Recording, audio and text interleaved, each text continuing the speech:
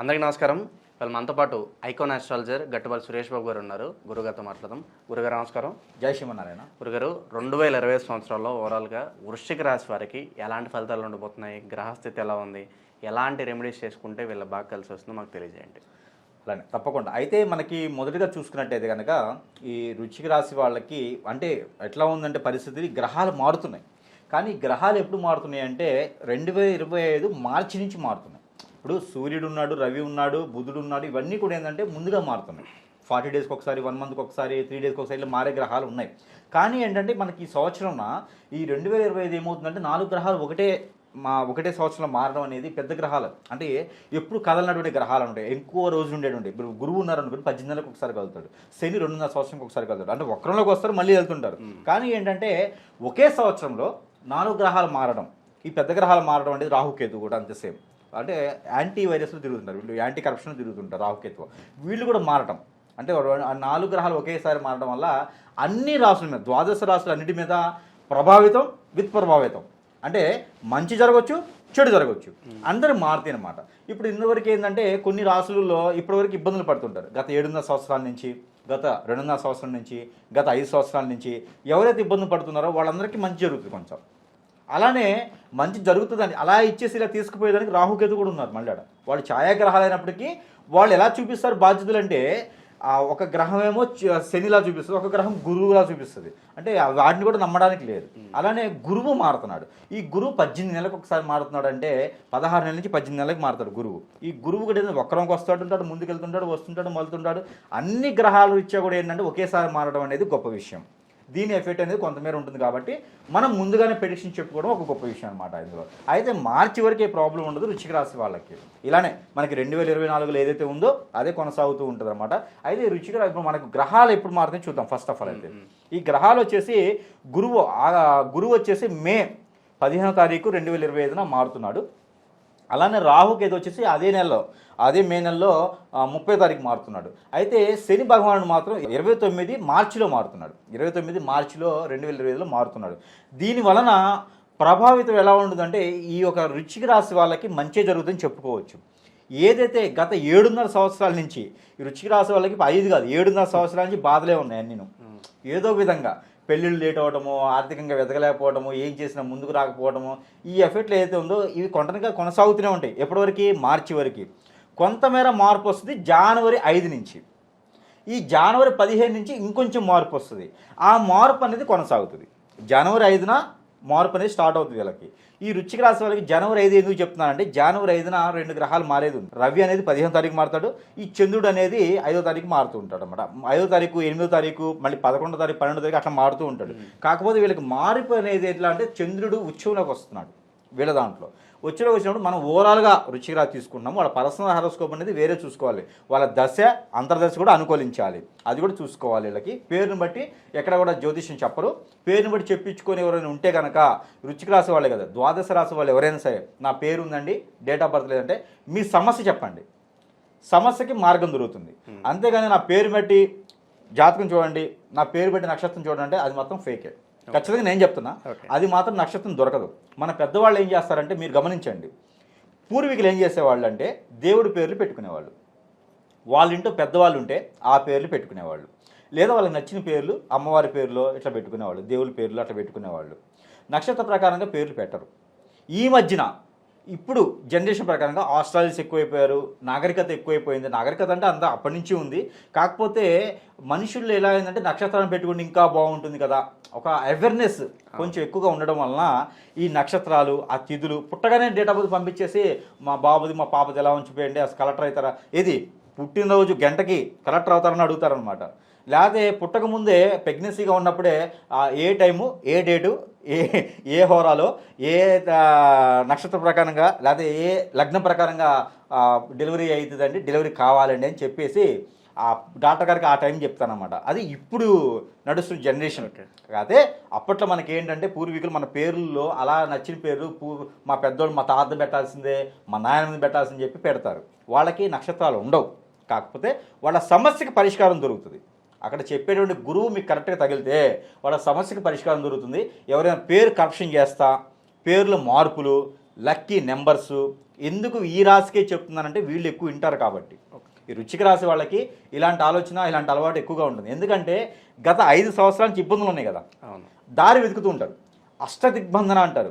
అన్ని దారులు మూసుకుపోయిన తర్వాత ఏదో ఒక దారి కోసం వెతుకుతూ ఉంటారు. అలా వెతికేటువంటి క్రమంలో వెసులుబాటు కోసము వాళ్ళు అనేకమైన దగ్గరికి కలవటము, ఏదో ఒకటి చేస్తే అవుతుందిలే అనుకోవటం, డబ్బులు పోగొట్టుకోవడం, మనశ్శాంతిగా కోల్పోవడం, ఇలాంటివి అవుతూ ఉంటాయి. ఇవన్నీ కూడా స్వస్తి. ఇవన్నీ కూడా మార్చి తర్వాత స్వస్తి ఎవరికి? వృశ్చిక రాశి వాళ్ళకి. ఎందుకంటే ఇంత చెప్పాల్సి వచ్చింది, ఎందుకంటే వాళ్ళ అదృష్టం బాగుంటుంది కాబట్టి అలా పేర్లు మార్చుకోవటం లాంటివి చేయొద్దు అని. ఇది వృశ్చిక రాశి ఒక్కటే కాదు, ప్రతి రాశి వాళ్ళకి వర్తిస్తుంది. పేరు మారితే అదృష్టం మారుతుంది, పేరు కరప్షన్ చేసుకుంటే అదృష్టం మారుతుంది, మీకు ఇంగ్లీష్ లెటర్ ఒకటి చేరిస్తే అదృష్టం మారుతుంది. అంటే నేను తెలుగులో సంతకం పెడతా, నాకేం మారుతుంది? సో అవి కరెక్ట్ కాదు. అది న్యూమరాలజీ ప్రకారంగానే లేదు. నేను నేర్చుకున్న న్యూమరాలజీ అయితే పేరు మారితే జాతకం మారుతుంది అనేది నేను చూడలేదు. ఎవరైనా ఉంటే చెప్పండి, నేను ఆస్ట్రాలజీ మానేస్తా. అది లేదు, అది జరగదు. అవన్నీ కూడా నమ్మి బోగర్స్ అవన్నీ నమ్మొద్దు. చెప్పేటువంటి వాళ్ళకు కూడా చెప్తుంది ఏంటంటే, మీకు రియల్గా జెన్యున్గా ఉంటే, ఉన్న మనిషి అదృష్టం ఏదైతే ఉందో దాన్ని మార్చే శక్తి మీకుంటే చేయండి. లేదు అంటే వాళ్ళకి పేరు మార్చుకునే ప్రక్రియ చేయొద్దు. పేరు మార్చేసి ఆ పేరులో ఒక రోజుకి 4 సార్లు రాయండి, 40 సార్లు, 43 సార్లు రాయండి, మీకు ఏదో మంచి జరుగుతుందంటే అది ఫేకు. బియ్యం ఉంటే బియ్యం తినలేము, బియ్యం అన్నం వండుకోవాలి, తినాలి. కానీ ఆ బియ్యం రావాలంటే ఒడ్లు వేయాలి, నారు పోయాలి, నీరు పోయాలి, మందు వేయాలి, ఎన్నో రకాలు వేస్తేనే బియ్యం వస్తాయి. అంతేనా? ఆ బియ్యంతోనే అన్నం వండుకొని తింటాం. ఇంత ప్రక్రియ ఉంటుంది. నువ్వు పుట్టక ముందే నీ జాతకం ఫిక్స్ అయి ఉంటుంది. కానీ ఏ ఆస్ట్రాలజర్ అయినా, ఏ సిద్ధాంత అయినా నువ్వు వెళ్ళే దారిని చూపిస్తాడు మాత్రమే, తప్పితే నీ అదృష్టాన్ని మార్చలేరు, ఎవ్వరు కూడా మార్చలేరు. ఇంకొకటి ఈ మధ్యకాలంలో చాలా జరుగుతుంది ఏంటంటే, ఇది మనం సపరేట్గా మరి ఇంకొక వీడియోలో మాట్లాడుకుందాము. కానీ ఏంటంటే, ఈ యొక్క వృశ్చిక రాశి వాళ్ళకి ఎందుకు చెప్తున్నానంటే, వీళ్ళకి అదృష్టం అనేది చాలా బాగుంది కాబట్టి నేను మీకు ఇవన్నీ చెప్పడం జరుగుతుంది అనమాట.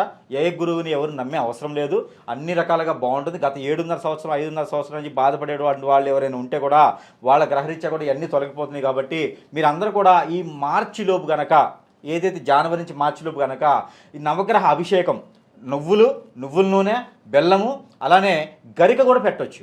గరిక, నల్లని క్లాతు తీసుకెళ్ళేసి ఆ స్వామివారి మీద నవగ్రహాభిషేకం చేసుకుంటే చాలా మంచి జరిగేటువంటి అదృష్టం ఉంటుంది. కాబట్టి తప్పకుండా వృశ్చిక రాశి వాళ్ళందరూ కూడా జనవరి నుంచి మార్చిలోపు కనుక ఎన్నిసార్లు చేయొచ్చు నవగ్రహాభిషేకం చేసుకుంటే చాలా మంచి అనుకున్నటువంటి ఫలితాలు వీళ్ళకి వచ్చేటువంటి అదృష్టం ఉంది. కాబట్టి ఈ ప్రయత్నం చేయండి. అది మార్చి నుంచి జూన్ వరకు కూడా వీళ్ళకి మంచి అదృష్టం రావాలనుకుంటే, ఇప్పటివరకు ఎక్కడేసిన గొంగడి అక్కడే.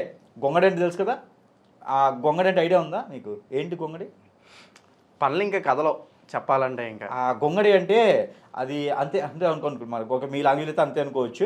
సరే, ఎక్కడేసిన గొంగడి అక్కడే ఉన్నట్టుగా వీళ్ళకి ఏంటంటే అట్లానే వీళ్ళకి ఎక్కడేసిన పనులు అక్కడ గత 5 సంవత్సరాలు 7 సంవత్సరాల నుంచి బాధిస్తుంటారో వీళ్ళందరికీ కూడా పనులు కలిసి వస్తాయి. ఇప్పుడు మొదలు పెట్టుకోవచ్చు, కన్స్ట్రక్షన్ సాగిపోయినా మొదలు పెట్టుకోవచ్చు. ఈ వృశ్చిక రాశి వాళ్ళు ఎక్కువగా ఏంటంటే వ్యాపారాలు, కూరగాయలు, లేకపోతే సీ ఫుడ్స్ అంటారు కదా, చేపలు, రొయ్యలు ఇలాంటివి ఎక్కువ చేయడము, అలానే చికెన్, మటన్ లాంటివి ఎక్కువగా వీళ్ళు చేయడం, అంటే అన్ని రాశులు చేస్తారు. ఈ రాశి వాళ్ళకి ఎక్కువ ఇంట్రెస్ట్ అలాంటి పనులు, అలాంటి వ్యాపారాలు చేస్తూ ఉంటారు. ఇలాంటి వాళ్ళు ఎవరైనా ఉంటే కూడా వీళ్ళందరికీ ఉపశమనం కలిగేసి అప్పుల బాధ నుంచి బాధపడుతున్నటువంటి వృశ్చిక రాశి వాళ్ళు ఎవరైనా ఉంటే ఈ సంవత్సరం ఎప్పుడు 2025న, ఈ 2020 జనవరి నుంచి డిసెంబర్ లోపున కనుక వీళ్ళకి అప్పుల బాధ కూడా తొలగేటువంటి అదృష్టం ఉంటుంది. కాబట్టి తప్పకుండా ప్రయత్నం చేయండి. అందులోనూ మార్చి నుంచి జూన్ లోపు ఎక్కువగా అవకాశం ఉంది. కాబట్టి వీళ్ళు ఏం చేయాలంటే, శ్రీ లక్ష్మీనారాయణ స్తోత్రం కనుక వీళ్ళకి అలవాటు ఉంటే కనుక ప్రతిరోజు కూడా పారాయణం చేసినట్లయితే, లేదంటే ఈ రాహు కేతువులు సంబంధించినటువంటి నరఘోష సంబంధించినటువంటి యజ్ఞాలు కానివ్వండి, అలానే యాగాలు కానివ్వండి, అలానే హోమాలు కానివ్వండి చేయించినట్టయితే కనుక, ఇలాంటి లక్ష్మీ గణపతి హోమం ఇది చేయించినట్టయితే కనుక వీళ్ళకి మంచి సముదాయకంగా డబ్బులు కూడా, ఎక్కడైనా అప్పులు ఇచ్చి ఉంటే కూడా డబ్బులు కూడా వసూలయ్యేటువంటి అవకాశం ఉంది. కాబట్టి ఈ ప్రయత్నాలు చేసుకుంటే ఈ 3 నెలల లోపు కనుక మంచి ప్రయత్నం కనిపిస్తుంది. అలానే జూన్ నుంచి అక్టోబర్ వరకు, ఈ జూన్ నుంచి అక్టోబర్ వరకు కూడా ఈ ఒక వృశ్చిక రాశి వాళ్ళు మంచి ఫలితాలు పొందాలి అనుకుంటే కనుక ఈ గ్రహరీత్యా ఉన్నటువంటి ఈ శుభదాయకమైనటువంటి శుభదృష్టి ఏదైతే ఉందో, రాహు, కేతువు, అలానే శని భగవానుడు, అలానే గురువు, బృహస్పతి, అలానే మెర్క్యూర్, బుధుడు, ఈ యొక్క అనుగ్రహం వీళ్ళందరి మీద ఉండాలనుకుంటే కనుక వీళ్ళకి ఎక్కడైతే వీళ్ళకి టెంపుల్ శివాలయాలు ఉంటాయో సాయం సంధ్య వేళలో కొన్ని శివాలయాల్లో అభిషేకం చేస్తారు. ఆ అభిషేకం చేయించుకునేటువంటి అదృష్టం వీళ్ళకి గనక ఉండి అలాంటి అభిషేకం కనుక వీళ్ళు చేయించుకునే పని అయితే కనుక వీళ్ళకి ఆ శుభదృష్టి అనేది ఈ నవగ్రహాల నుంచి ఏర్పడేటువంటి శుభదృష్టి ఏదైతే ఉందో అవన్నీ కూడా ఈ వృశ్చిక రాశిలో ఏర్పడేసి వీళ్ళని అష్టైశ్వర్యాలకి తీసుకెళ్లేటువంటి అదృష్టం ఉంటుంది. ఎవరైనా సరే పొలిటీషియన్స్గా ప్రయత్నం చేయాలన్నా, పొలిటీషియన్స్లో ఉన్నవాళ్ళు ఇంకా కొంచెం మంచి క్యాడర్కి వెళ్ళాలన్నా, వీళ్ళ మీద నరదిష్టి లేకుండా ఉండాలన్నా కూడా వీళ్ళకి ఈ సాయం సంధి వేళలో శివాలయాల్లో అభిషేకం చేసినట్లయితే కనుక మంచి ఫలితం ఉంటుంది. అది అక్టోబర్ నుంచి డిసెంబర్ వరకు కూడా వీళ్ళకి చేయాల్సినటువంటి విదేశాలకి ఎవరైనా ప్రయత్నం చేసినా, హెల్త్ ఇష్యూస్ ఎవరికైనా ఉన్నా కూడా ఈ నవగ్రహ అభిషేకం చేసుకుంటే మంచి ప్రయత్నం ఉంటుంది. అలానే మనకి ఇంకోటి ఉంటుంది, నాగపడిగలు ఉంటాయి. నాగమేశ్వర టెంపుల్ కానీ, నాగపడిగలు కానీ, మానసాదేవి టెంపుల్ కానీ ఏవైనా ఉంటే కనుక, లేదా సుబ్రహ్మణ్యేశ్వర స్వామి వారి టెంపుల్ కనుక ఉంటే అక్కడ అయ్యప్ప స్వామి టెంపుల్ అయినా పర్వాలేదు, లేదా వినాయక స్వామి టెంపుల్. చివరిగా ఈ టెంపుల్స్లో ఇప్పుడు నేను ప్రతిపాదించిన టెంపుల్స్ ఏవైతే ఉన్నాయో ఈ టెంపుల్స్ అన్నింటిలో కూడా అభిషేకం చేసుకునేటువంటి అదృష్టం కనుక ఉంటే కనుక మీకు బట్టలు కూడా పెట్టాలండి. అభిషేకానికి చేసుకునే రోజు బట్టలు కూడా ఆ స్వామివారికి సమర్పించుకోవాలి. అమ్మవారైతేనేమో ఒక శారీ జాకెట్, అయ్యవారైతేనేమో పంచ తువాలు ఇవి ఉంటాయన్నమాట. అవన్నీ కూడా బట్టలు కూడా సమర్పించేసి ఆ బట్టలు పంతులు గారికి ఇచ్చేస్తే సరిపోతుంది. ఆ బట్టలు దానం కూడా చేస్తే వీళ్ళకి మంచి అదృష్టం కలిగి వస్తుంది. వీళ్ళలో చిన్న చిన్న లోపాలు ఏమైనా ఉంటే చంద్రుడి నుంచి ఉన్నటువంటి లోపాలు ఉన్నాయి కాబట్టి బట్టల దానం అని చెప్పాను. ఆ బట్టల దానం చేస్తే ఆ పంతులు గారికి నైవేద్యం, స్వామివారికి నైవేద్యం పెట్టి పంతులు గారి మోయిన్ అంటే పంతులు గారికి తినేదానికి పచ్చివి ఇవ్వాలి. కూరగాయలు, వెజిటేబుల్స్, ఆయిల్, నవధాన్యాలు, అలానే బియ్యము, ఇవన్నీ కూడా మోయిన రూపంగా పంతులు గారి దానం చేస్తే కూడా వీళ్ళకి మంచి ఫలితం వచ్చేటువంటి అదృష్టం ఉంది. కాబట్టి ప్రతి ఒక్క వృశ్చిక రాశి వాళ్ళు మనం చెప్పినటువంటి ఈ దానాలు చేసుకుంటే కనుక ఈ 2025 జనవరి నుంచి 2025 డిసెంబర్ 31 వరకు కూడా అందరికీ అత్యద్భుతమైన ఫలితాలు ఉంటాయి. కాబట్టి ఈ చిన్న చిన్న దానాలే కాబట్టి చేయండి, కోట్ల రూపాయలు కాదు కాబట్టి మంచి పొజిషన్కి వెళ్ళిపోతారు. కాబట్టి ఇవన్నీ కూడా చేసేసి అందరూ కూడా అదృష్టవంతులు అవ్వాలి ఈ వచ్చే సంవత్సరం అని చెప్పేసి 2025 అందరూ అదృష్టవంతులు అవ్వాలి అని చెప్పి నేను కోరుకుంటున్నాను. జై